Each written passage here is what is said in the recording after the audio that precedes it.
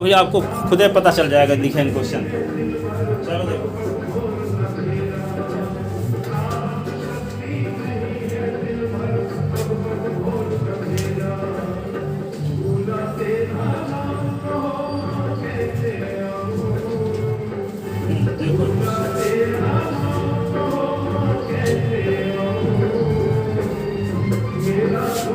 देखते हैं लगाने के लिए, अब देखते हैं अपन इसे लगा देते हैं।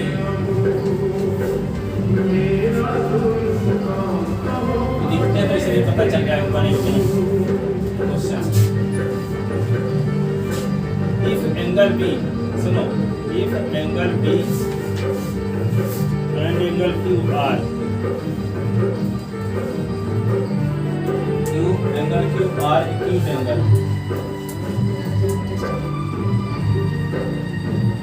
acute angle such that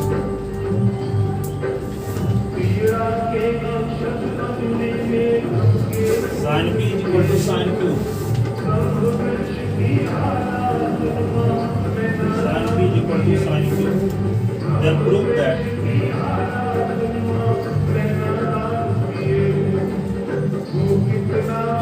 angle B is equal to angle Q। कैसे प्रूव करोगे? ये एग्जांपल प्रूफ है। Angle B angle Q are acute angle such that sin B is equal to sin Q, ठीक है? जैसे मान लो एक दो ट्रायंगल बनाते हैं, ए बी सी, एक ट्रायंगल बनाते हैं B Q are,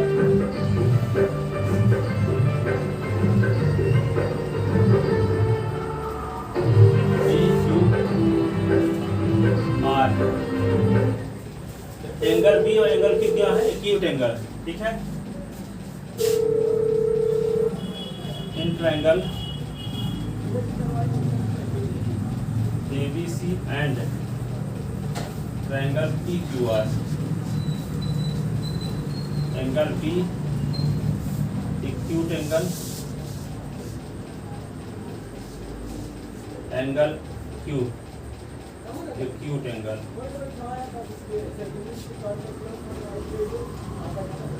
and sin B is equal to sin Q। To proof, क्या प्रूफ करना है आपको? Angle B is equal to angle Q proof करना। कैसे प्रूफ कर पाओगे? यहाँ पे लिखोगे, प्रूफ में लिखते हैं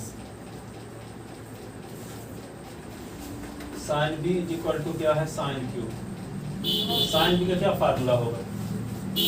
sin B का परपेंडिकुलर अपॉन हाइपोटेनस, और यहाँ sin Q को परपेंडिकुलर अपॉन हाइपोटेनस।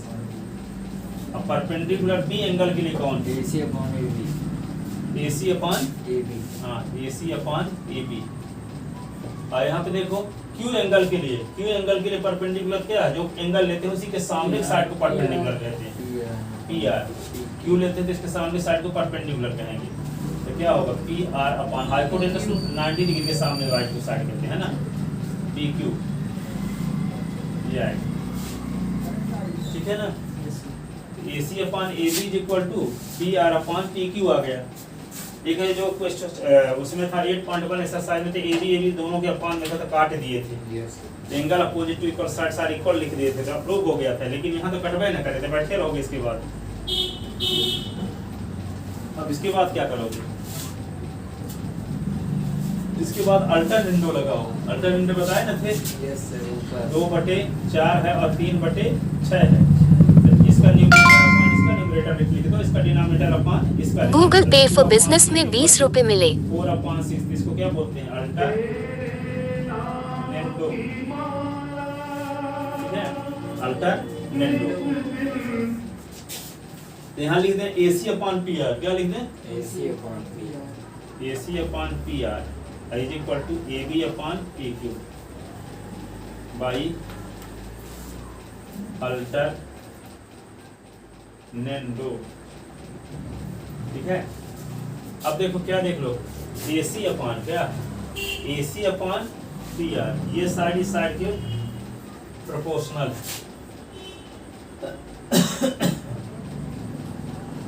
ये साइड इस साइड के प्रोपोर्शनल।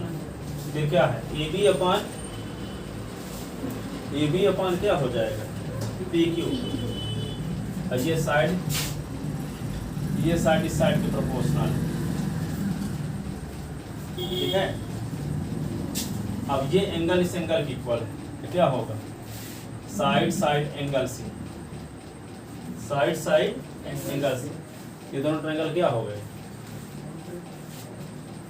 गए, कॉन्ग्रुएंट नहीं, सिमिलर, क्या होंगे, सिमिलर। यस एस कब लगता, जब ये एंगल इस एंगल की इक्वल होता, और ये एंगल तो आपको इस एंगल की इक्वल दिया नहीं। ठीक है, तो यहाँ पे ये साइड इस साइड के प्रोपोर्शनल है, और ये साइड इस साइड के प्रोपोर्शनल है। Angle C angle are each 90 degree के, ईच क्या है, 90 डिग्री के। तो यहाँ पे क्या हो जाएगा, साइड एंगल से दोनों ट्रायंगल सिमिलर, क्या हो जाएंगे, सिमिलर। जब ये सिमिलर हो जाएंगे तो क्या होगा, angle P is equal to angle P by CPC। अरे corresponding angle of two similar triangles are equal, corresponding angle of two similar triangle are equal. तो क्या लिखेंगे, यहाँ पे लिखोगे एंगल कौन सा लिख दोगे, angle C is equal to angle C is equal to angle R each 90 degree, each 90 degree. तो ट्रायंगल क्या होगा, ACB similar to triangle ACB PRQ by क्या, side angle, criterion of congruency, criterion of similarity.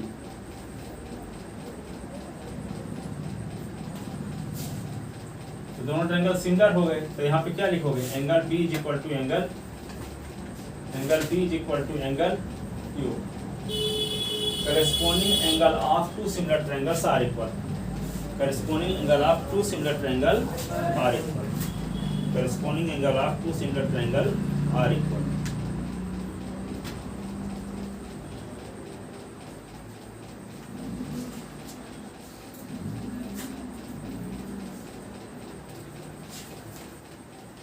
लिख लिया था ना,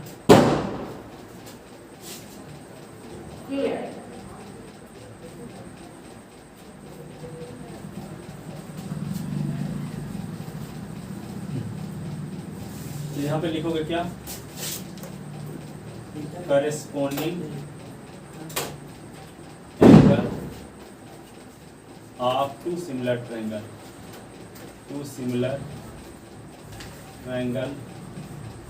are equal। एक तरीका तो ये है, और एक तरीका किताब में जो दिया है उसको बड़ा भी बता देते हैं। देखो ये है ना, एंगल P के इक्वल हुआ, क्यों, दो ट्रायंगल जब सिमिलर रहते हैं तो करस्पॉन्डिंग एंगल क्या होते हैं, इक्वल होते हैं, करस्पॉन्डिंग साइड क्या होती है, प्रोपोर्शनल। याद है कि सब भूल गए, याद है, 6 चैप्टर भूल गए सब, अभी कुछ बचा है,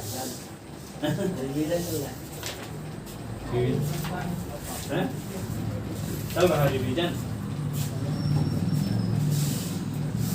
देखो यहाँ पे दो करेस्पॉन्डिंग साइड का रेशियो तो आ गया यहाँ पे ना। अब तीसरी करेस्पॉन्डिंग साइड का रेशियो देखो, यहाँ पे इतना लिखने के बाद आपके एनसीईआरटी किताब में कैसे दिया, देखो AC दिया है, देखो AC और किसका, PR का रेशियो, और फिर क्या दिया है, AB अपान PQ, दोनों का रेशियो क्या है, सेम आ गया, ठीक है ना। तो इसको हम क्या मान लेते हैं, देखो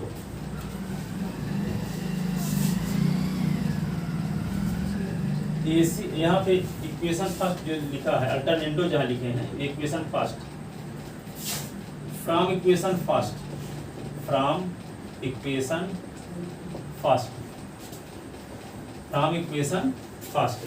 क्या लिखोगे, AC upon P R is equal to A B upon क्या लिखा है, P Q is equal to के। Let AC upon P R, A B upon P Q is equal to क्या मान लीजिए, के। इसका मतलब क्या होगा कि AC upon P R is equal to भी के और A B upon P Q is equal to भी के। तो दोनों की वैल्यू कहते हैं अलग अलग कर सकते हैं इसको। इसके नीचे 1 लिख लो, इसके नीचे 1, क्रॉस मल्टीप्लिकेशन करोगे तो AC इज इक्वल टू क्या होगा,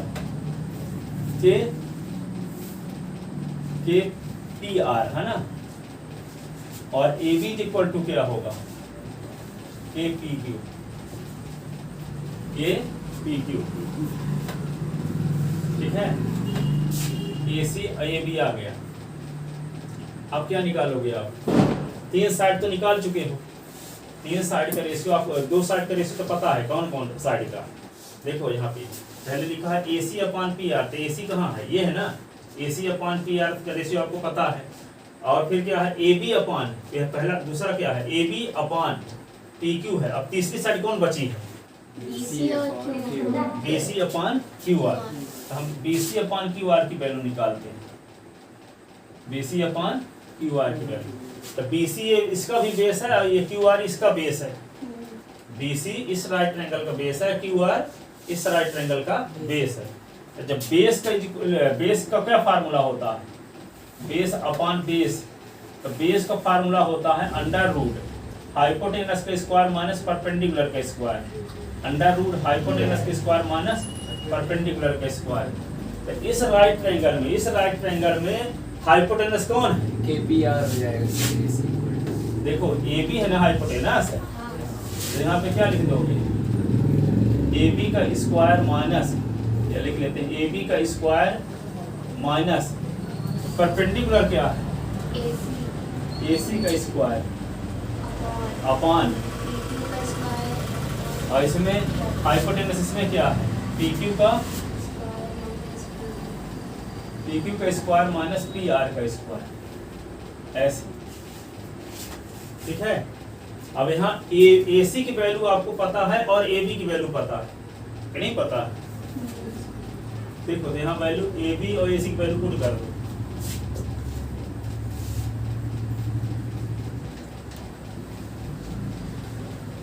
देखो AB के स्थान पे क्या लिख दे हम, हाँ KPR, KPQ सर, वो AC हाँ KPQ, K और PQ ना का स्क्वायर, और AC के स्थान पे K और PR का स्क्वायर, अपॉन नीचे वाले को सीधे उतार दो, PQ का स्क्वायर और PR का स्क्वायर, PR का स्क्वायर। ये अलग अलग रूल लगाना था ना, ये अलग ये अलग, ऐसे। अब देखो इसको क्या लिख सकते हैं, ये होगा K का स्क्वायर और PQ का स्क्वायर। देखो NCERT क्वेश्चन, अब आगे देखो ये कहाँ से आ गया, आउट ऑफ सिलेबस कह दो, रेशियो सेम है तो रेशियो कुछ आता ना होगा। जैसे मान लो 20/40 है और 40/80 है, तो काटोगे तो क्या आ रहा है, 1/2, इसको काटो तो 1/2 सेम आ रहा है। तो 1/2 के लिए हम क्या माने, रेशियो कुछ ना आता होगा ना काटने के बाद, ये तो कंफर्म है कि दोनों वैल्यू सेम आती होगी। तो आती क्या होगी, रेशियो होगा क्या नहीं जानते, तो क्या माने, के माने हैं A/1, A/1। तो यहाँ पे क्या करोगे, ये हो गया। अब रूट में क्या लिखोगे, PQ का स्क्वायर PR का स्क्वायर। ठीक है, अब देखो K स्क्वायर कॉमन ले सकते हो सबसे कि नहीं, K स्क्वायर कॉमन, तो PQ का स्क्वायर माइनस PR का स्क्वायर अपान क्या करेंगे, PR का स्क्वायर। अब K स्क्वायर लिख सकते हो K इंटू K, क्या लिख सकते हो K इंटू K। देखिए जोड़ा बन रहा है K का, ये नहीं बन रहा है, इसको लिख सकते हो, ये होगा K इंटू K, ये होगा PQ का स्क्वायर माइनस PR का स्क्वायर, ऐसे। नहीं रूट में, ये भी रूट में पी क्यू का स्क्वायर माइनस पी आर का स्क्वायर। अब के का जोड़ा बन रहा तो बाहर आ जाएगा, तो के बाहर, ये क्या होगा पी क्यू का स्क्वायर और पी आर का स्क्वायर। ये भी रूट में क्या लिख लो पी क्यू का स्क्वायर पी आर का स्क्वायर, तो दोनों कट गए तो के बच गया, तो के आ गया। फिर किसकी वैल्यू आई B C upon Q R, B C upon Q R, B C upon Q R की वैल्यू के आ गई। और इसकी वैल्यू के हम मानन थी, कहाँ लिखे थे ये A C upon P R की value A B upon P की वैल्यू के मानन थे, एक साइड और बची थी तो B C upon Q R की वैल्यू भी के आ गई। इसका मतलब है तीनों करेस्पॉन्डिंग साइड का रेशियो सेम है, तो यस यस यस है। सिमिलरिटी थ्योरम से दोनों ट्रायंगल क्या हो गया, क्योंकि वे हम जो यहाँ बता रहे हैं तो ये है ही नहीं क्राइटेरिया। यस यस आई कहाँ है, यस ये गलत है, यस यस ये है ही नहीं, जो पहले बताए हैं वो गलत है, ठीक है। हाँ पहले वाला, तो इसको यहाँ तक लिखे ना हो, क्या लिख दिए हो बाई अल्टरनेंडो के बाद यहाँ से लिखना है, उधर काट दो, अल्टरनेंडो के बाद बाकी काट के यहाँ से लिखो आप। सुनो अल्टरनेंडो के बाद उधर को काट दो, लिखते नहीं हो, लगता है क्या लिखते हो अल्टरनेंडो के उसके आगे नहीं लिखे थे काहे? अरे जैसे पहले तो एक बार पूरा ना कर दिए थे हम, तो नहीं लिखा है सर, अब लिखे नहीं थे उसको, इधर का लिखा हूँ और इधर का नहीं लिखा हूँ, बोल रहा हूँ सर ये वाला। हाँ लिखा हूँ। तो उसके आगे सर जब अल्टरनेंडो के आगे जो लिखवा दिए थे पहले उसको काट दो,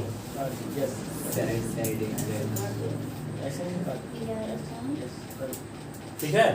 अब अल्टरनेंडो के आगे यहाँ से लगाना है, लिखो आगे from equation first A C upon P R A B upon P Q is equal to के लेट, ठीक है। इक्वेशन यहाँ कुछ डाले थे फर्स्ट, हाँ ये हो गया सेकंड। अब इसको हम दोनों को के बराबर किए, A C upon P R को भी के कर दिए, A B upon P Q को भी के कर दिए।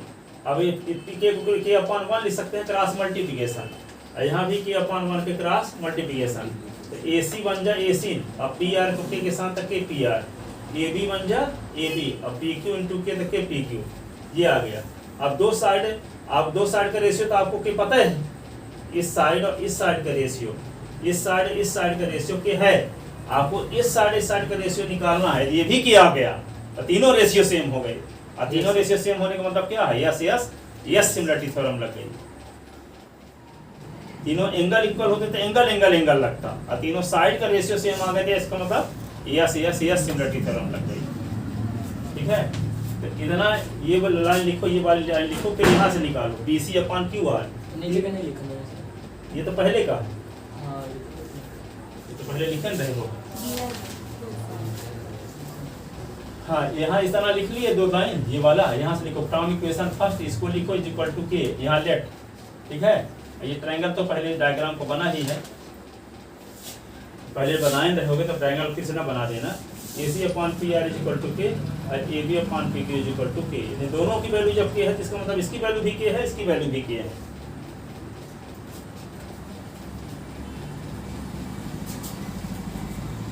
अब ये इक्वेशन सेकंड था, इक्वेशन हो गया थर्ड।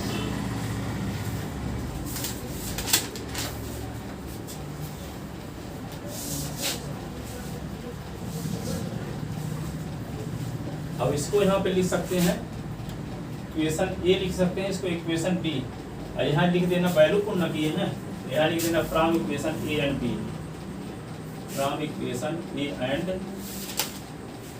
बी, ए और बी से वैल्यू आए यहाँ पुट किए, ठीक है। ए बी की वैल्यू के पी क्यू और ए सी की वैल्यू के पी आर, यहाँ निकाले ना है, ए सी की वैल्यू के पी आर और ए बी की value k P Q.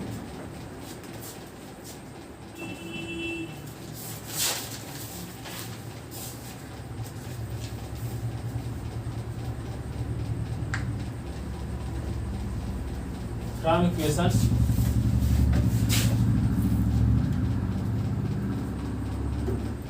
From equation कौन कौन, second and third, AC upon PR, AB upon AQ is equal to BC upon QR। तीनों की वैल्यू के ये है, इसका मतलब तीनों रेशो सेम है। AC upon PR, AB upon PQ, BC upon QR। The triangle ABC similar to triangle PQR.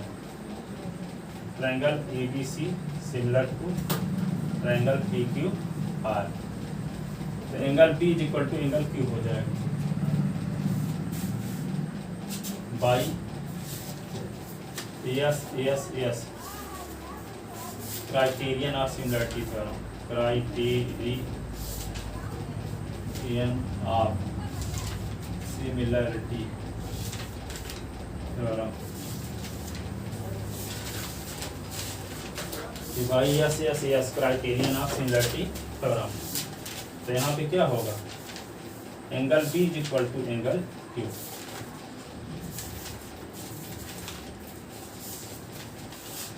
corresponding angle of two similar triangle are equal।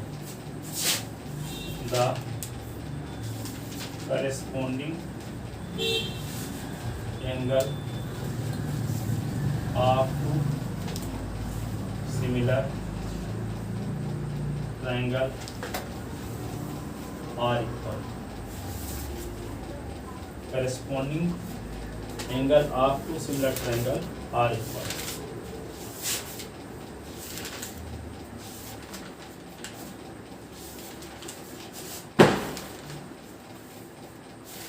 Hence proof, यही प्रूव करना था B is equal to Q।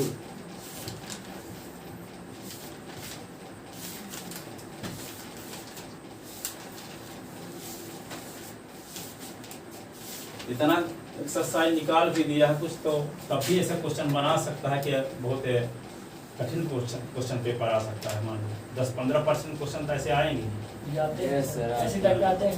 हाँ 15% आएंगे, ये पता लगाने के लिए कि सब किससे बनता है। नॉर्मल तरीके से पढ़ के जाओगे तो सब नहीं बनेंगे, पूरी चीज पढ़े रहोगे तब सब बनेंगे। यदि आप इसके नंबर की तैयारी करते हो तो किताब के एक एक क्वेश्चन बनने चाहिए, ठीक है। कोई ऑब्जेक्टिव भी छूटने न पाए तो सब होनी चाहिए किताब छोटी मोटी। सिंपल पेपर है तो वो भी खरीद लो, परीक्षा सार है तो इसको भी खरीद लो, परीक्षा बोध है इसको भी खरीद लो, शिवलाल परीक्षा अध्ययन है उसको भी खरीद लो। उसको देखो कैसे कैसे क्वेश्चन पूछे गए हैं पेपर में, कैसे बना के पूछे जा सकते हैं, ठीक है। पैसा बहुत थोड़ी लगता है, छोटा छोटा जाते हैं 4-5 लाख लगा देते हैं, 10-20 रुपए किताब आती 50 रुपए की मान लो, तो वो किताब खरीदने में आपको दिक्कत क्या है। पिज्जा सीजा ना खाना उसी खरीद लें। तो किताब खरीदने के लिए पैसे नहीं है, आप ट्यूशन पढ़ रहे हैं ना, तो काहे को खरीदें उसको, कहीं उसको खरीदने से साइड इफेक्ट ना पड़ जाए। अरे हम ये नहीं कहते नोट्स से सब पढ़ना, परंतु कोई ऑब्जेक्टिव एक ही नंबर का छूट गया तो यदि उसको देखे होते तो बन जाता।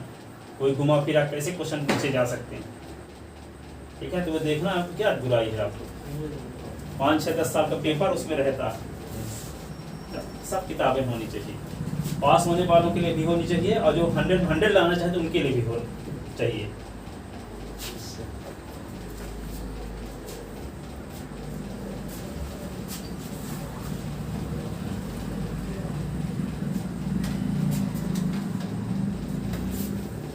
एमएससी 4 सेमेस्टर में किताब है, उसको हम कभी पढ़े नहीं थे, पढ़ा दिए।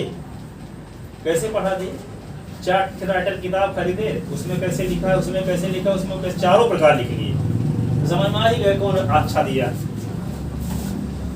चारों से देखे तो 4 लोग लिखे हैं, 4 लोगों को मांड लगा, तो कोई कैसे लिखा है, उसको कैसे लिखा है, अब आपको तो आपके समझ में आ ही जाएगा अच्छे से, है ना। तो जो कोई सेल्फ स्टडी करते हैं तो उनके पास सब कुछ मटेरियल होना चाहिए, पूरा चीज, कोई जो नई चीज पढ़ सीख रहे हो, ठीक है। अब जहाँ पे क्वेश्चन घुमा फिरा के दिए जा सकते हैं, इतना एक्सपीरियंस थोड़ी हो जाता है पढ़ने के बाद हो जाता है, ठीक है। कोई क्वेश्चन कैसे घुमा फिरा के दे दिया गया, अब यही क्वेश्चन आज बन जाता क्या, पर नई चीज इसमें क्या है। ऐसे क्वेश्चन जो बना के दे दिए जाएंगे ऑब्जेक्टिव वाले तो कैसे बन जाएंगे, अधिकांश लगाने वाले रहते हैं और जो किताब में रहेंगे नहीं वे, ठीक है, ट्रिग्नोमेट्री का कोई क्वेश्चन दे देगा, कहेगा कि इसमें ये निकालो, ये साइड निकालो,